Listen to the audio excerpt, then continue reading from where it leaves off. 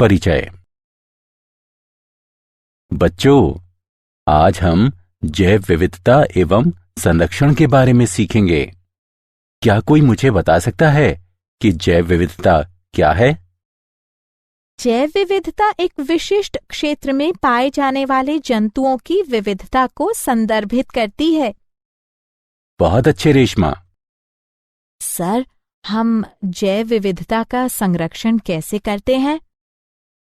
हम राष्ट्रीय उद्यानों, वन्य जीव अभयारण्य आदि की सहायता से जैव विविधता का संरक्षण कर सकते हैं। इस पाठ में आप जैव विविधता तथा इसके संरक्षण के बारे में सीखेंगे। उद्देश्य: इस पाठ के अंत में आप निम्न करने में सक्षम हो जाएंगे।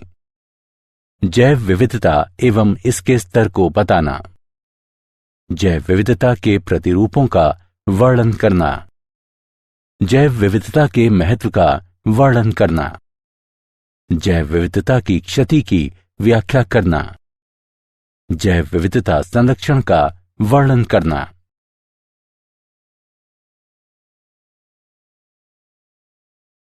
जैव विविधता। जैव विविधता को दिए गए समय में दिए गए स्थान पर विभिन्न प्रकार के जीवों की विस्तृत श्रृंखला के अस्तित्व के रूप में परिभाषित किया गया है। जैव विविधता में 3 सोपानिक स्तर शामिल हैं: आनुवंशिक विविधता, जातीय विविधता और पारिस्थितिकीय विविधता।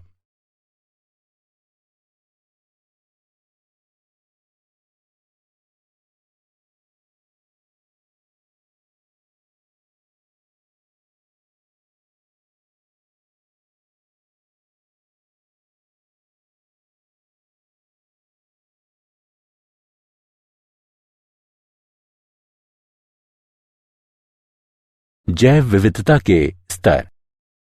आनुवंशिक विविधता। एक जाति के भीतर मौजूद आनुवंशिक भिन्नता आनुवंशिक विविधता कहलाती है। आनुवंशिक भिन्नता अलील में, पूरे जीन में या गुणसूत्रीय संरचना में हो सकती है। जातीय विविधता। जातीय विविधता के 2 महत्वपूर्ण मापदंड हैं: जाति प्रचुरता, इसे प्रति इकाई क्षेत्र जातियों की संख्या के रूप में परिभाषित किया जाता है। जाति संतुलितता, ये सापेक्ष प्रचुरता को संदर्भित करती है, जिसके साथ प्रत्येक जाति को एक क्षेत्र में दर्शाया जाता है। पारिस्थितिकीय विविधता, पृथ्वी पर पाए जाने वाले विशिष्ट जैविक समुदायों की विविधता पारिस्थितिकीय विविधता कहलाती है। पृथ्वी तथा भारत में कितनी जातियां यानी स्पीशीज हैं? International union for conservation of nature के अनुसार पादप तथा जंतु प्रजातियों की कुल संख्या 1.5 मिलियन से अधिक हैं। जीविका, स्वास्थ्य, कल्याण तथा मनोरंजन हेतु मनुष्यों के लिए जैव विविधता बहुत महत्वपूर्ण है। उदाहरण के लिए, मानवता अपना सभी कुछ भोजन, चिकित्सा और औद्योगिक उत्पाद जैव विविधता के घटकों से प्राप्त करती है। वैश्विक जैव विविधता का प्रतिनिधित्व।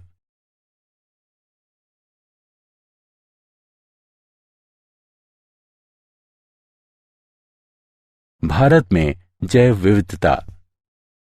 संसार के 12 महाजैव विविधता वाले देशों में भारत भी एक है। भारत का भूमि क्षेत्र केवल विश्व का केवल 2.4% है। इसकी वैश्विक जातीय विविधता 8.1% है। भारत में पौधों की 45,000 जातियां तथा जंतुओं की 90,000 से 1,00,000 जातियां हैं। वास्तव में अभी कई जीवित जातियों की खोज तथा नाम दिए जाने की आवश्यकता है।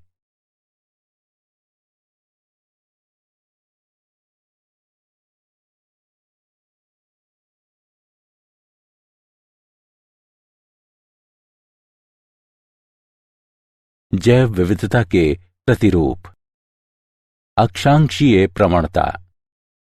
जैव विविधता पृथ्वी पर एक समान नहीं है। ये अक्षांश या ऊंचाई में परिवर्तन के साथ साथ बदलती है। जब हम उच्च अक्षांश से निम्न अक्षांश की तरफ बढ़ते हैं तो जैव विविधता बढ़ती है। शीतोष्ण क्षेत्र में पौधों के लिए लघु वर्धन काल के साथ साथ कठोर जलवायु होती है। दूसरी तरफ उष्ण कटिबंधीय क्षेत्र में वृद्धि के लिए वर्ष भर अनुकूल परिस्थितियां बनी रहती हैं।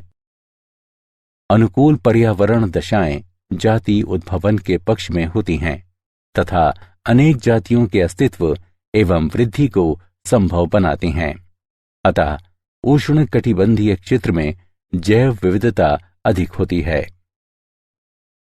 उदाहरण के लिए उष्ण कटिबंधीय वर्षा वनों में संवहनी पौधों की जातियों की माध्य संख्या प्रति 0.1 हेक्टेयर नमूना क्षेत्र में 118 से 236 तक होती है, जबकि ये शीतोष्ण क्षेत्रों में केवल 21 से 28 जातियों की सीमा में होती हैं। विविधता तथा अक्षांश के बीच इस प्रकार का सहसंबंध अनेक वर्गकीय समूहों के लिए भी पाया जाता है, जैसे कि चींटी, तितली, शलभ और पक्षी आदि। जातीय क्षेत्र संबंध। पर्वत पर जातीय विविधता निम्न से उच्च ऊंचाई तक घटती है। ऊंचाई में 1000 मीटर की वृद्धि के साथ तापमान लगभग 6.5 डिग्री सेल्सियस तक नीचे चला जाता है। अधिकतम ऊंचाई पर तापमान में कमी और अत्यधिक मौसमी परिवर्तनशीलता दो मुख्य कारक हैं जो विविधता को कम करते हैं। जातीय विविधता की अक्षांशी तथा ऊंचाई प्रवणताएं दो प्रमुख प्रवणताएं हैं। हालांकि कुछ क्षेत्रीय तथा वर्ग को संबंधित अपवाद हैं। एक ही समय पर अधिक जटिल तथा विषम भौतिक पर्यावरण क्षेत्र में अधिक जटिल तथा विविध वनस्पति एवं जंतुओं का साथ देता है। जाति प्रचुरता तथा क्षेत्र जिसमें व्यापक भिन्नताएं एक लघु गणक पैमाने पर उपस्थित होती हैं, उनके बीच संबंध एक सीधी रेखा दर्शाता है, जिसे कि नीचे दिया गया है। log s बराबर log c जमा z log a। यहां z रेखा का ढलान है और c y अंतःखंड है।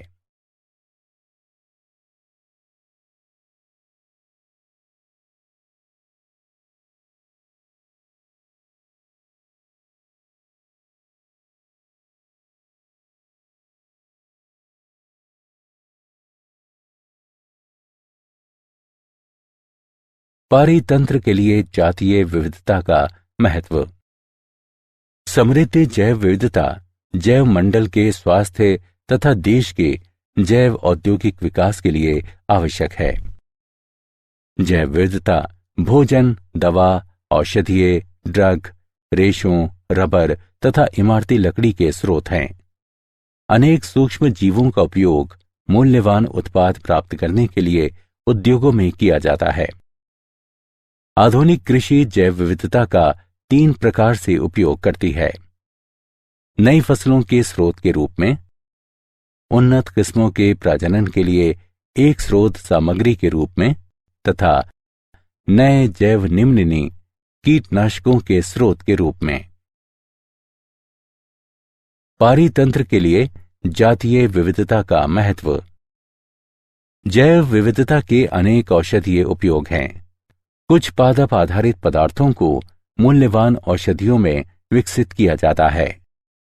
मॉर्फिन, जिसका उपयोग दर्द निवारक के रूप में किया जाता है, पेपेवर सोमनिफेरम से प्राप्त की जाती है। क्विनीन, जिसका उपयोग मलेरिया के उपचार में किया जाता है, सिनकोना लेडगेरियाना से प्राप्त की जाती है। जैव विविधता का अत्यधिक सौंदर्यपरक महत्व भी है। पर्यावरणीय पर्यटन, पक्षियों को निहारना, वन्यजीव, जानवरों को पालना, बागवानी करना आदि जैव विविधता के सौंदर्यपरक पुरस्कारों के कुछ उदाहरण हैं। जैव विविधता की क्षति। मानव क्रियाकलाप जैव विविधता के लिए बड़े खतरे हैं। जातियों के विलोपन तथा परिणाम स्वरूप जैव विविधता की क्षति को बढ़ावा देने वाले महत्वपूर्ण कारक हैं। आवासीय क्षति तथा विखंडन, अतिदोहन, विदेशी जातियों का आक्रमण तथा सहविलुप्तता। आवासीय क्षति तथा विखंडन। आवासीय क्षति जैव विविधता का प्राथमिक खतरा है। प्राकृतिकवास जो प्राकृतिक वनस्पति तथा जंतुओं की रक्षा करते हैं, मानव बस्तियों, बांधों, जलाशयों, फसल भूमि तथा चारागाहों में परिवर्तित होते जा रहे हैं। वनोन्मूलन के कारण जंतु आश्रय तथा भोजन से वंचित होते जा रहे हैं। इससे अनेक जातियों की समष्टि घटती जा रही है। वनोन्मूलन के कारण कुछ वन्य जीवों की जनन क्षमता में गिरावट भी आई है, क्योंकि उनकी स्वच्छंद गतिविधि का क्षेत्र घट गया है। प्रवासी जंतु भी वनोन्मूलन से प्रभावित होते हैं, क्योंकि उनके मार्गों में बाधा आ जाती है। आवास खंडन एक पारिस्थितिकीय प्रक्रिया है, जिसमें आवास का एक बड़ा टुकड़ा आवास के छोटे छोटे खंडों में विभक्त कर दिया जाता है।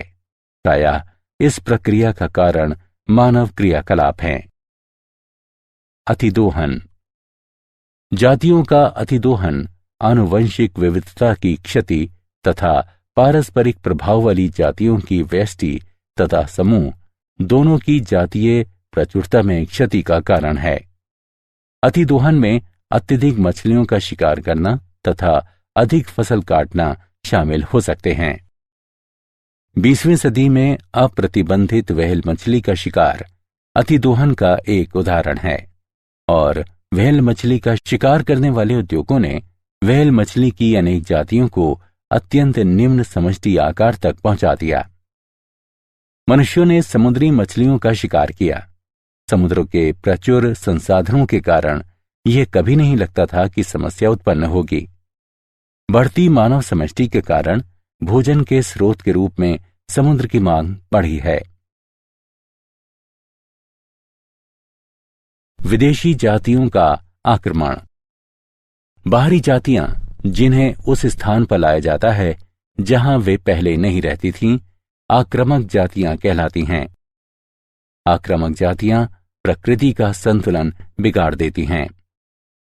लंबे समय तक आबादित रूप से रहने के बाद बाहरी जातियों के साथ प्रतिस्पर्धा करने में असमर्थ स्थानिक यानी देशज जातियां प्रायः बाहर निकाल दी जाती हैं या मार दी जाती हैं। अनेक मछलियों की जातियां जैसे कि ब्लू गिल सनफिश और स्मॉल माउथ बॉस, इन दोनों को पूरे पश्चिमोत्तर अमेरिका में व्यापक रूप से लाया गया था, जहां वे उभयचर समष्टियों के लिए गंभीर खतरा पैदा कर रही हैं।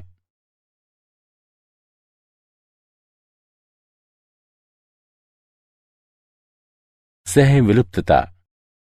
किसी जाति की सहविलुप्तता दूसरी जाति के विलोपन के परिणाम के रूप में उस जाति की क्षति है।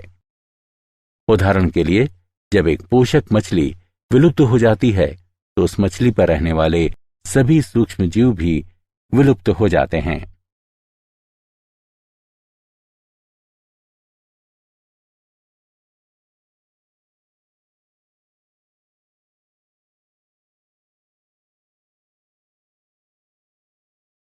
जैव विविधता संरक्षण। हमें जैव विविधता को क्यों संरक्षित करना चाहिए? जैव विविधता जल चक्र का स्थिरीकरण, मृदा उर्वरता का रखरखाव, फसलों एवं अन्य वनस्पतियों का परागण तथा पर निषेचन, मृदा अपरदन के विरुद्ध सुरक्षा और भोजन उत्पन्न करने वाले एवं अन्य परितंत्रों की स्थिरता सहित पारिस्थितिकीय प्रक्रियाओं को बनाए रखने में महत्वपूर्ण भूमिका निभाती है। जैविक विविधता का संरक्षण खाद्य श्रृंखला के अस्तित्व को बनाए रखने के लिए महत्वपूर्ण पारिस्थितिकीय विविधता के संरक्षण को बढ़ावा देती है। ये कई सौ मिलियन लोगों की आजीविका, संस्कृति और अर्थव्यवस्था के लिए आधार प्रदान करती है। यह कृषि के सतत उन्नयन तथा वैज्ञानिक एवं औद्योगिक क्षेत्रों में महत्वपूर्ण खोजों के लिए आनुवंशिक आधार भी प्रदान करती है।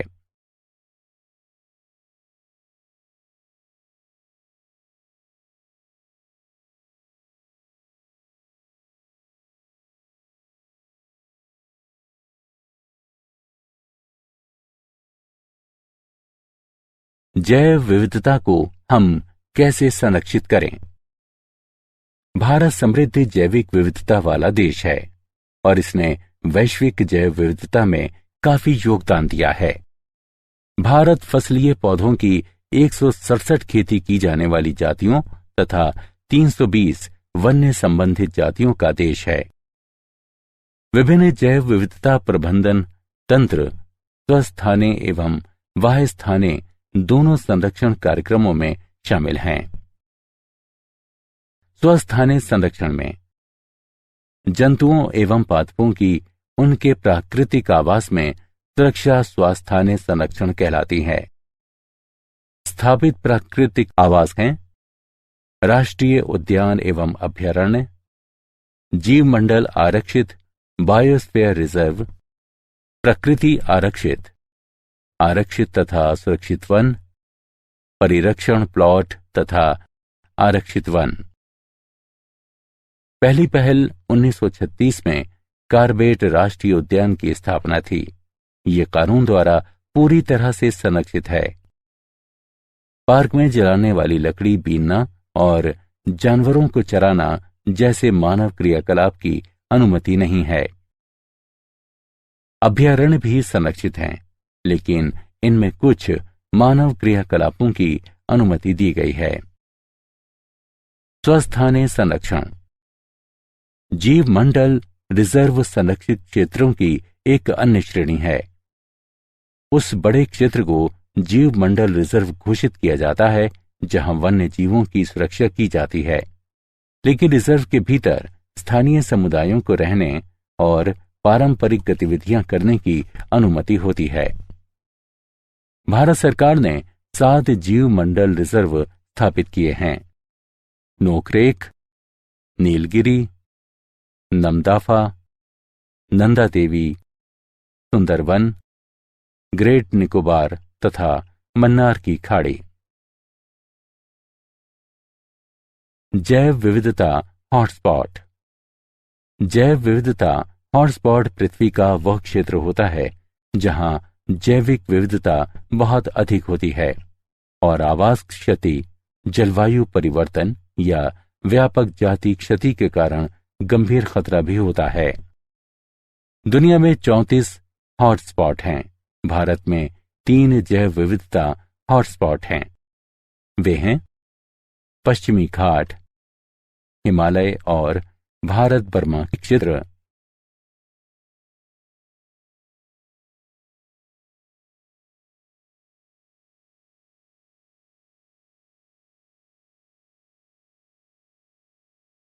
वाह्यस्थाने संरक्षण पादप एवं जंतुओं के वाह्यस्थाने संरक्षण में उनके प्राकृतिक आवास से अलग एक विशेष स्थान पर उनकी सुरक्षा करना शामिल है।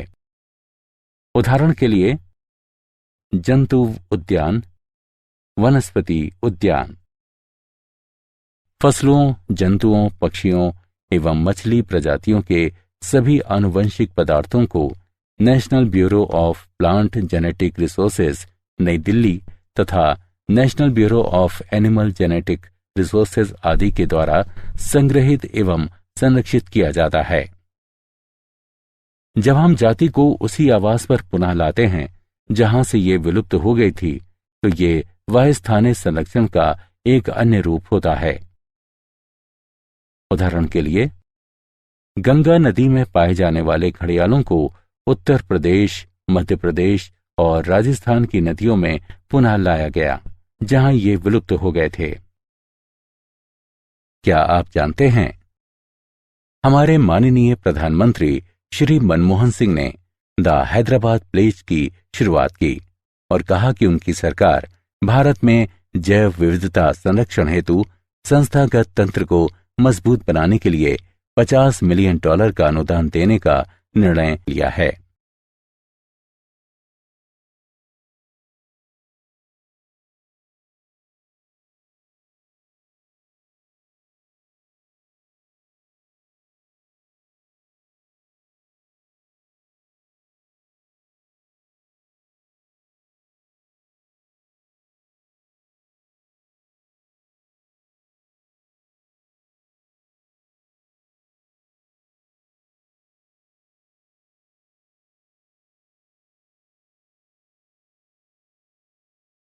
सारांश।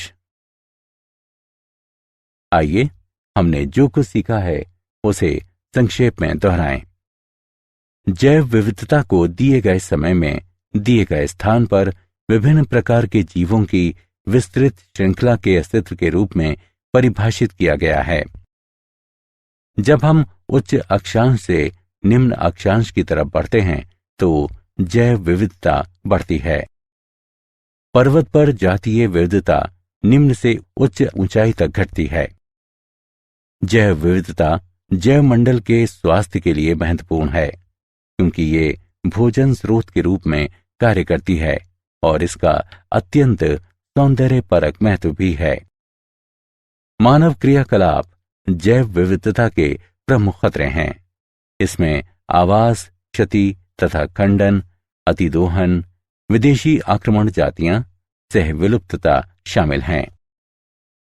पादप एवं जंतुओं की उन्हीं के प्राकृतिक आवास में सुरक्षा इन सेतु संरक्षण कहलाता है। पादप एवं जंतुओं के एक्स सेतु संरक्षण में उनके प्राकृतिक आवास से अलग एक विशेष स्थान पर उनकी सुरक्षा करना शामिल है।